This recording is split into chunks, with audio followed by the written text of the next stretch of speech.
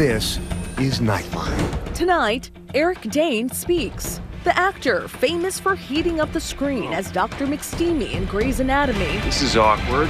And going deep in Euphoria. I'm not allowed to form an emotional connection. For the first time, opening up about his ALS diagnosis. My left side is functioning. My right side is completely stopped working. Who's the person you call when it hits you hard? And why he's not done fighting. I don't think this is the end of my story. Plus, the ABC News exclusive. While Karen Reed walks free. Thank you to my supporters. They pulled us through. Key players in her murder trial speak out for the first time. Anybody who's touched this case has been called a murderer at some point. Never before heard details. She said, John's out front. I think John's dead out front. From friends who were there the night Reed's boyfriend John O'Keefe died. Answering that big question the defense drove home. Did they frame Karen Reed? There are police officers, EMTs on your front lawn. You're an officer. Why don't you just go outside and investigate or take a look? From ABC News headquarters in New York, this is Nightline. Good evening. Thank you for joining us. I'm Stephanie Ramos. Actor Eric Dane is best known for heating up the screen as Dr. McSteamy in Grey's Anatomy. But tonight, he's raw and vulnerable, opening up about his devastating ALS diagnosis and why he's afraid that a heartbreaking part of his family history could repeat itself. Here's ABC's Diane Sawyer. There he is, the blue eyes, the sly smile. Eric Dane arrives at Grey's Anatomy. So, do you ever go out with coworkers? I make it a rule not to. Then I am so glad that I don't work here. He's a little mysterious and charming. It doesn't take long before he'll be immortalized as Dr. McSteamy. And now, this 52-year-old man we all know is walking into the room. This is wonderful, and you are tall. I am tall. Yeah. It helps, doesn't it? I like it. He is here to talk about his shattering medical diagnosis so that anyone else who receives the same news will know they're not alone. Take me back to the first thing that made you concerned, worried, baffled. Where did it begin? I started experiencing some weakness in my right hand. And I didn't really think anything of it. At the time, I thought maybe I'd been texting too much or my hand was fatigued. But a few weeks later, I noticed it had gotten a little worse. So I went and saw a hand specialist who sent me to another hand specialist. I went and saw a neurologist, and the neurologist sent me to another neurologist and said, this is way above my pay grade. After 9 months, the crushing reality. He is told he has the incurable disease that progressively kills the nerves that connect to your muscles, affecting your arms, legs, speech, breathing. In the end, for so many, paralysis while your mind is still acute. It's called ALS. I will never forget those 3 letters. Can you avoid waking up, I guess, every morning and thinking, okay, what's different today? It's on me the second I wake up. It's not a dream. It's not a dream. No. A disease without a roadmap, just a daily inventory of what is being lost. It is now 1.5 years since the symptoms began. I have 1 functioning arm. My dominant side is your right side? Yeah, my left side is functioning. My right side is completely stopped working. And then your left arm is fine? No, it's going. Yeah, I feel like maybe a few more months, and I won't have my left hand either. It's sobering. He says he's walking fine, but thinking about his legs. Is that what you're worried about next, your leg? Yeah. Yeah, I'm worried about my legs. And always on his mind, his family with actress Rebecca Gayheart. The couple once separated, but now are close. Their two daughters are 13 and 15 years old. I have great kids. They have great heads on their shoulders. Just a couple of months ago, his youngest daughter was on a boat trip with the dad who'd been a competitive swimmer, a water polo star. The ocean and the water just seemed as natural as walking to me. And when I jumped into the ocean that day and realized I couldn't swim and generate enough power to get myself back to the boat, I thought, oh God. And then I realized in that moment, I'm not safe in the water anymore. His daughter had to race to his rescue. She dragged me back to the boat. What did you say to each other? I was like breaking down in tears. And so I made sure she got back in the water with her friend and continued on with the snorkeling with the guide. But I was just heartbroken. Who's the person you call when it hits you hard? I call Rebecca. I talk to her every day.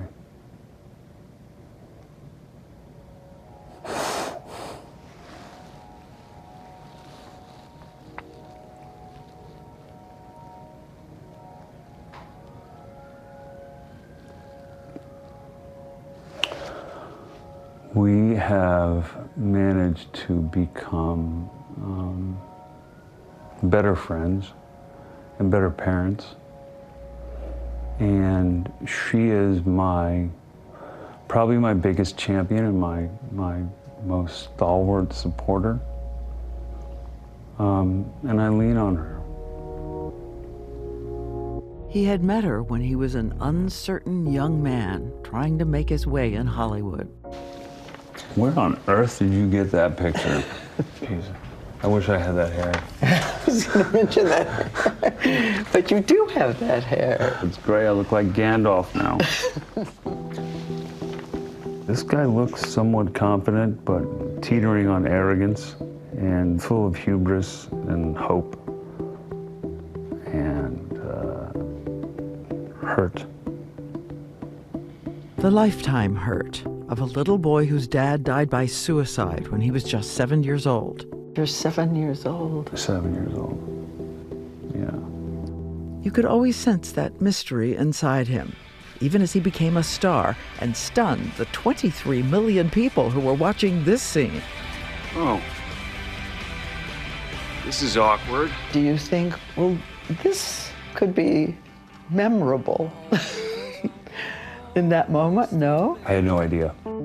I just remember walking out of a bathroom with a very nice gentleman kind of blowing smoke towards me. And eventually, there was another giant show, Euphoria. And next, a new series on Amazon, a police thriller called Countdown. Have you assembled the team? All but two are incoming. Which two? Beecham and Oliveris. What's the holdup? That's just it. We're not exactly sure where they are. He says he is going to keep fighting this disease for the life he loves every single day. So you really are in a duel with it. Yeah, I mean, yeah. I'm fighting as much as I can. There's so much about it that's out of my control. How angry does the illness make you? Very. I'm angry because, my father was taken from me when I was young. And now, there's a very good chance I'm going to be taken from my girls while they're very young. Still looking ahead to each day with those closest to him. We are planning summer with the girls. I mean, I really, at the end of the day, just all I want to do is spend time with my family and work a little bit if I can. And make sure that you tell them that you love them. Every day. Every day. They're loved. They know it. And we are wishing Eric and his family, of course, all the best. Our thanks to Diane. For much more on Eric Dane's courageous fight against ALS, watch Impact by Nightline. Eric Dane Speaks, the Diane Sawyer interview, now streaming on Hulu and Disney+. When we come back, an ABC News exclusive interview with key players in the Karen Read murder trial. What they say really happened the morning John O'Keefe was found dead.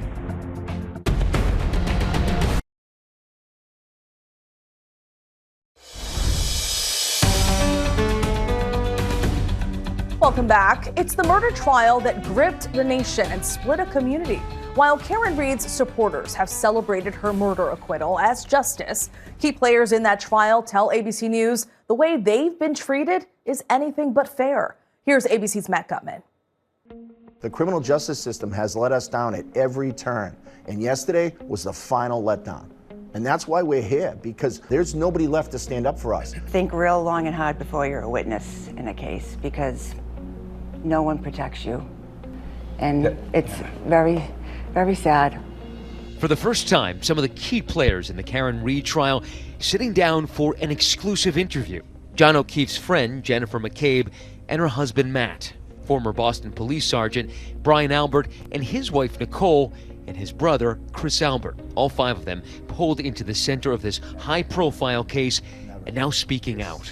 And I think the reason we all stayed quiet is because we were just witnesses. This is a thing that we had nothing to do with. We did the civic duty, came and told the truth, and that's it. Free Karen Read! It's the case that has captivated the country and divided a town. Karen Read, accused of killing her Boston police officer boyfriend, John O'Keefe, hitting him with her SUV and leaving him to die in a blizzard. Not guilty. Not guilty. Now, after a second trial, a jury acquitting her of the most serious charges, second-degree murder and manslaughter. And hundreds of supporters in pink, Karen Read's favorite color, cheering as the verdict came down yesterday. I could not be standing here without these amazing supporters. People turned this thing into a tailgate party, it looked like, some days. Board games, cornhole, cookouts. This is a guy that was murdered. And it's atrocious for that family. While the prosecutors blamed Read for O'Keefe's death, the defense said this group of family members framed Read to cover up what really happened that night. Ever since, their lives becoming open season for endless conspiracy theories. What they've done is they've dehumanized us to the sense where we're not real people. We're almost like caricatures. We're pawns. Have each of you been called murderers? Like actual murderers? Oh, yeah, on a daily basis. Anybody who's touched this case has been called a murderer at some point. And anyone who's friends with us support cop killers. Yeah. After 3+ years, the saga wrapped up yesterday. Read captured celebrating at dinner with her father, and today seen walking with her attorney, Alan Jackson. I didn't even know I'd be here today, so I had no plans. Meanwhile, O'Keefe's family and friends struggling with the verdict. I'm just sad for John's family and what happened yesterday, and I feel like they didn't get justice for him, and our lives just changed forever. Why speak out now after the verdict? We took what we thought was the high road. Right. Let the court do its job. After a night of hanging out at a local bar in a brutal 2022 blizzard, Brian and his wife Nicole hosted a late-night gathering at their home. An invitation had been extended to Read and O'Keefe, but Brian Albert says neither of them ever entered his home that night. O'Keefe was found lying unconscious in the snow of Albert's front lawn. He was pronounced dead at the hospital hours later. The defense's theory? A violent altercation at the Alberts' home, possibly involving other members of law enforcement. Did John ever come in the house? Never, no. You never saw John O'Keefe in the house, right? Never. Never, never. These are people in your own community who believe the conspiracy theories, who believe that there were other law enforcement officials and agents involved in this. Why is it people in your own community who believe these conspiracy theories? You do realize for this conspiracy to be true, it would take 30 to 50 people. You'd have to have multiple cops on 2 different police departments, multiple civilians, the medical examiner, firemen, EMTs, you name it. That's how preposterous and silly this is. And great question. I don't understand how people bought this. Brian Albert says he and Nicole only found out about John's death when Jen McCabe, who is Nicole's sister, barged into their bedroom. She was just upset, and I immediately thought something had happened to one of her children or one of my children, because why else is she in my bedroom at 6:30 in the morning right now? And what did she tell you? She said John's John's out front. I think John's dead out front. I said, what the are you talking about, Jen? And I'm like, who? I didn't know. You still didn't piece it I together. didn't understand what she was talking about, because why would John be out front of my house? So massively confusing. There are police officers, EMTs on your front lawn. You're an officer. Why don't you just go outside and investigate or take a look? I'm not a Canton police officer. I'm a Boston police officer. I was just woken up out of a cold sleep from hanging out the night before. By the time I came downstairs, the police were already in my house. John was already gone. There was nobody to save. I would have taken a bullet for John O'Keefe because he was a fellow cop. That's the most ridiculous question that people always ask. It made zero sense. What am I supposed to do? Run out front in my underwear and start running yellow tape around the fire hydrant? Over the course of the night, Reed called and texted John 52 times. She then called Jen asking for help to find John. Karen previously telling me she and John had gotten into an argument that night. Would you say that you were angry with John that night? Yes. Could you have been angry enough and slightly drunk because he had annoyed you that in a fit of rage you just backed up and Never. tried to tap him? Would never. Not to try to kill him, but try to tap him with my 6,000-pound full-size SUV. To hit John's body with my car. No. I spoke with a juror tonight who told me she believes a collision did not occur. Overall, a lot of the evidence had caused reasonable doubt, and that was enough for us not to convict. A little after 6 a.m., Karen found John's body in the snow. Jen called 911. 911, what's your emergency? There's a man passed out in the snow. Hello? But what raised eyebrows at Reed's trial was a defense theory about a Google search Jen had made about how long it takes to die in the cold. The defense claiming she searched it before O'Keefe's body was found. So much has been made about that Google search that morning. Was it at 6 a.m. or was it at 6:27 a.m.? How long to die in the cold? What's your answer? She asked me to do it at outside of Fairview at 6:20, whatever it was. Doesn't matter how much I say about it, people will not believe it. The group also hoping to clear up rumors regarding the Albert's dog, Chloe, who had been rehomed after the incident. The defense claimed the dog was involved in O'Keefe's death. Those wounds were inflicted as the result of a dog attack. Those marks are from teeth. They've known for 2 years where Chloe is. The state shared it with them. So if they wanted to take DNA evidence from Chloe the dog and match it to possible DNA evidence on John O'Keefe, they could have matched it. Absolutely. But now with the trial behind them, they say they're still faced with threats against them and their families, but hope to continue calling this community their home. You get down, you get depressed, and it's like, but this is the town we grew up in. We didn't do anything wrong. We all contributed to our town. We love our town. Why should we have to go anywhere? Our thanks to Matt. When we come back, across America, a country commemorating Juneteenth.